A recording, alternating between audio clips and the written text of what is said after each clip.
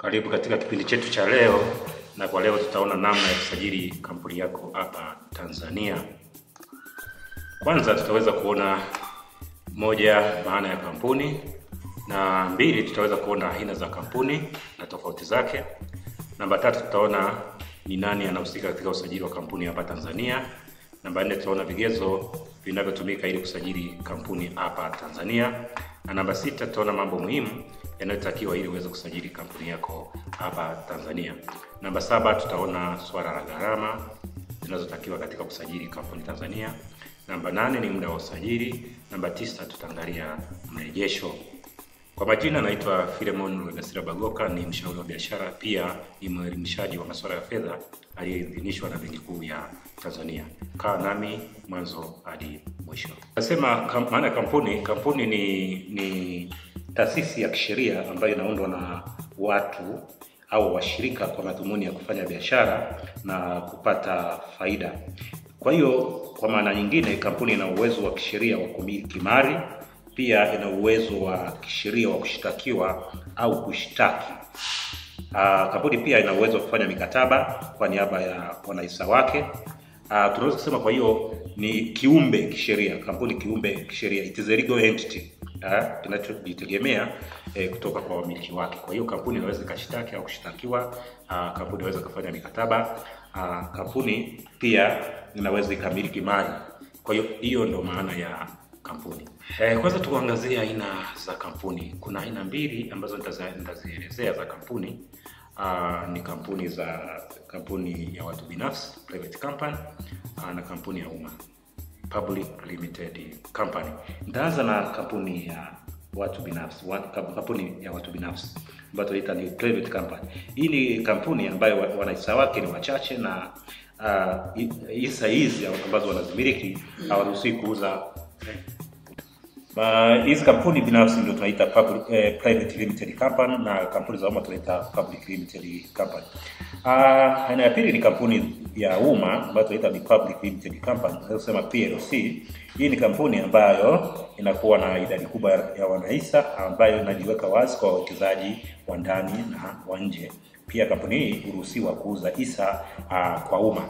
Kwa hiyo kuna tofauti mbili hapo. Unaweza kuangalia kampuni binafsi haziruhusi kuuza hisa kwa umma, na kampuni za umma ambayo ni public limited company zinaruhusiwa kuuza hisa kwa umma. Kuna aina ya tatu ambayo sitaiongelea kwa leo, ni kampuni ya watu wa msingi ambayo tunaita company limited by guarantee. Mimi kwa leo sitaweza kuongelea hizo, nitaongelea kwa kina hizi kampuni binafsi ambayo private limited company, na kampuni za umma ambayo tunaita public limited company, au wengine wanapenda kuita PLC. Pia tunaweza kusema hizi private company kwa Tanzania unaruhusiwa kusajili mkiwa watu kati ya watu 2 mpaka 50. Kwa maana nyingine zina wanahisa wachache, na pia hizi hisa haziwezi kuuzwa kwa umma, na nyingine inakuwa na udhibiti na usimamizi wa watu wachache. Pia majukumu ya wakurugenzi ndio wanakuwa na majukumu ya kuendesha hizi kampuni za binafsi ambazo tunaita ni private limited company. Pia kampuni za binafsi mara nyingi hujulikana kwa urahisi kwa sababu zinakuwa na udhibiti wa ndani na zinamilikiwa na watu wachache. Lakini ukiangazia kampuni za umma ambazo tunaita public limited company zina wanahisa wengi, na hizi kampuni za umma zinakuwa na wanahisa wengi ambao huwa wananunua hisa zao, na hisa zinauzwa kwa umma kama vile soko la hisa, kama lilivyo soko la hisa la Dar es Salaam. Na nyingi hizi zinajisajili na kuuza hisa zake kwenye soko la hisa kama lilivyo soko la hisa la Dar es Salaam. Na majukumu ya wakurugenzi hawa huwa wanachaguliwa na wanahisa. Kuna vikao ambavyo wanachaguliwa wanahisa kwa lengo la kuendesha hizi kampuni, na zina udhibiti mkubwa kisheria kwa sababu pia zinahitaji serikali pia huhitaji kujua muendelezo wa kampuni hizi, kwa sababu wakati mwingine kama zinauza hisa kwa umma, serikali pia inahitaji kujua hisa hizi kama zinalindwa na muendelezo wa kampuni hizi za umma. Kwa ufupi naweza nikatoa tofauti kati ya kampuni binafsi na kampuni za umma. Nitaanza na wanahisa. Kwa kampuni binafsi ambayo private company unakuta kwa Tanzania unaweza kusajili kuanzia watu 2 mpaka 50. Kampuni za umma PLCs, private company, limited company, unaweza kusajili wakawa watu wengi. Na pili, katika uzaji wa hisa, hizi kampuni binafsi haziruhusi kuuza hisa kwa umma. Maana wanaweza kauziana wao kwa wao internal. Lakini kampuni za umma wanaruhusiwa kusajili hisa zao kwenye masoko ya hisa na kuuza hisa kwa umma. Ukiangalia udhibiti, hizi kampuni za binafsi na udhibiti mdogo kulinganisha na kampuni za umma, kwa sababu hisa nyingi zinakuwa zimemilikiwa na watu wengi. Katika usimamizi, kampuni binafsi inasimamiwa na wakurugenzi ambao wanakuwa wameelewana kuweza kufanya biashara kwa pamoja, wanakuwa wachache. Lakini katika kampuni za umma wanahisa wanaweka viongozi au uongozi ambao ni wakurugenzi na uongozi mwingine, ili kuendesha hizi kampuni ziweze kutengeneza faida. Kwa ufupi, hizo ni tofauti za kampuni katika kampuni za binafsi na kampuni za umma. Namba 3, niangazie msajili wa kampuni na mifumo yake. Kwa hapa Tanzania, kampuni zinasajiliwa na msajili wa makampuni ambaye anaitwa BRELA, ambaye ni Business Registration and Licensing Agent. Ni taasisi inayohusika na kusajili kampuni pia na kutoa leseni.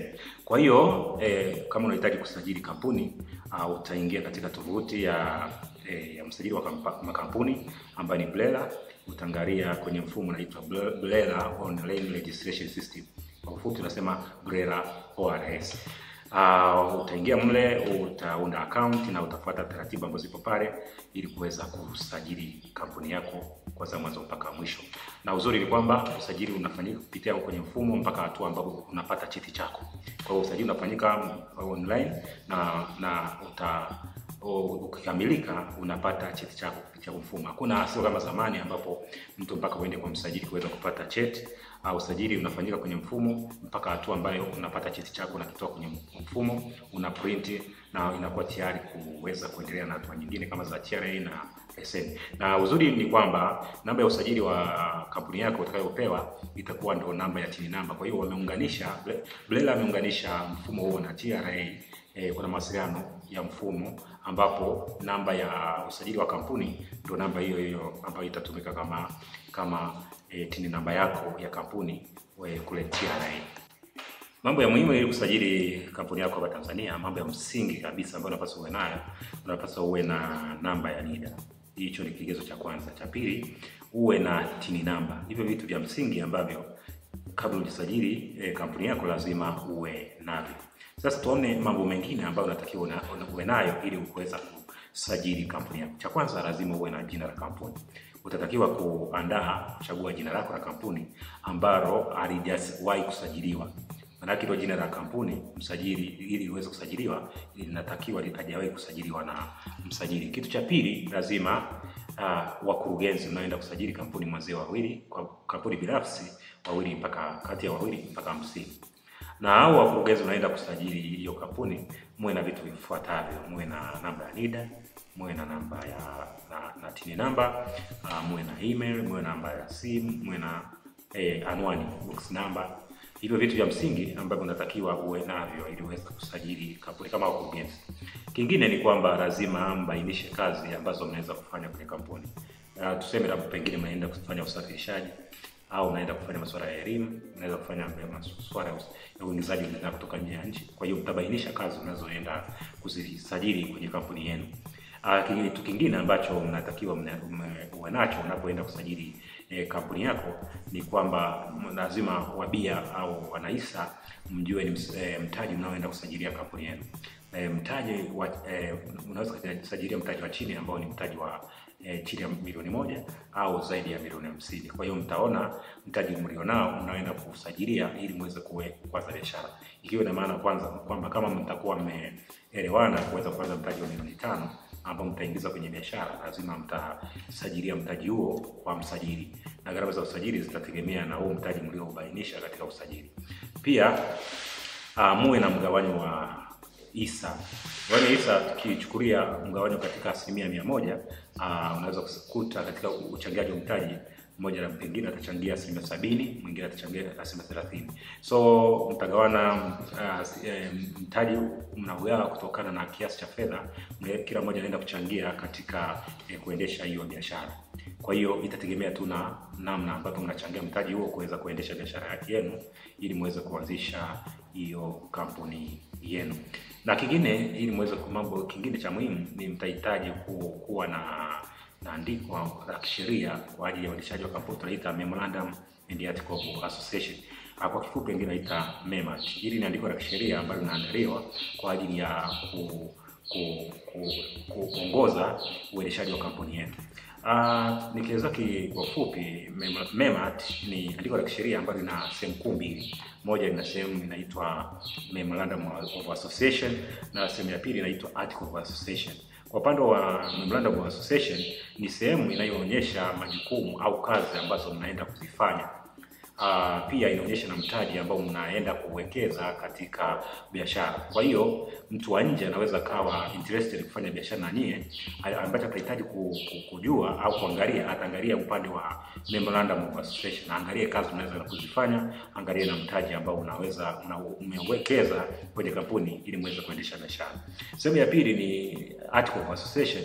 Hizi ni sheria zinazoratibu uendeshaji wa kampuni yenu, ikiwa na maana na namna ya uongozi, vikao vya kila mwaka, na taratibu nyingine kama za hesabu za kampuni, uwasilishaji wa return, mambo yote ya kisheria ambayo yanaratibu uendeshaji wa kampuni kama ilivyobainishwa kwenye sheria ya makampuni ya mwaka 2002, yote yamo kwenye Article of Association.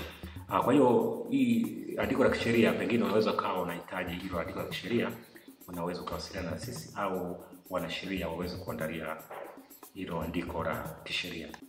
Kama nilivyosema awali, gharama za usajili wa kampuni yako zitategemea na mtaji uliosajilia. Kama nilivyosema, mtaji wa chini ni chini ya milioni 1 na mtaji wa juu ni zaidi ya milioni 50. Kwa hiyo nikiwa na maana kwamba aliyesajilia mtaji wa chini ambaye anaenda kuanza na mtaji tuseme milioni 1, gharama za usajili zitakuwa chini kulinganisha na gharama za usajili ya yule ambaye anaenda kuanza na mtaji wa zaidi ya milioni 50, tuseme milioni 500, bilioni 1. Kwa hiyo gharama za usajili zinakuwa kidogo. Kwa mfano, kwa usajili wa chini ya milioni 1 unakuta gharama za usajili ni shilingi 167,200 za msajili. Gharama zaidi ya milioni 50 unakuta ni 5,12,200. Kwa hiyo gharama hizi zitategemea na mtaji mnaosajilia kwenye usajili. Muda wa usajili hutegemea na majukumu alionayo msajili. Kwa hiyo lakini mara nyingine kati ya siku 1 mpaka 5 unakuta usajili umekamilika. Lakini muda unaweza ukaongezeka kutokana na msajili, maombi aliyoyapokea msajili. Kwa hiyo msajili yeye sasa itategemea na majukumu na maombi aliyoyapokea, ndio muda wa usajili utaweza kukamilika. Nikiongelea masuala ya marejeo, unaweza kurejea kupitia tovuti ya BRELA ambayo inaitwa www.brela.go.tz ukaweza kusoma juu ya masuala ya kampuni. Pia unaweza kurejea kupitia kampuni, kuwasiliana na kampuni ya Fintech ICT na Business Solution, ukawasiliana nao, watakuelekeza namna ya kuanzisha kampuni yako ukiwa hapa Tanzania, na taratibu zote. Hawa ni washauri wa biashara ambao wameidhinishwa. Kwa hiyo unaweza kuwasiliana nao kuweza kukusaidia. Kwa usaidizi zaidi pia unaweza kutupigia kupitia simu namba 0682189544. Pia unaweza kutupata kupitia mitandao ya kijamii ambayo ni Fintech ICT and Business Solution Limited. Mitandao yetu ya kijamii ya Facebook, Instagram, Twitter, TikTok, YouTube. Unaweza ukasubscribe ukawa unafuatilia vipindi vyetu vinavyokujia kila siku. Asante na karibu katika vipindi vingine ambavyo vinakujia kila siku.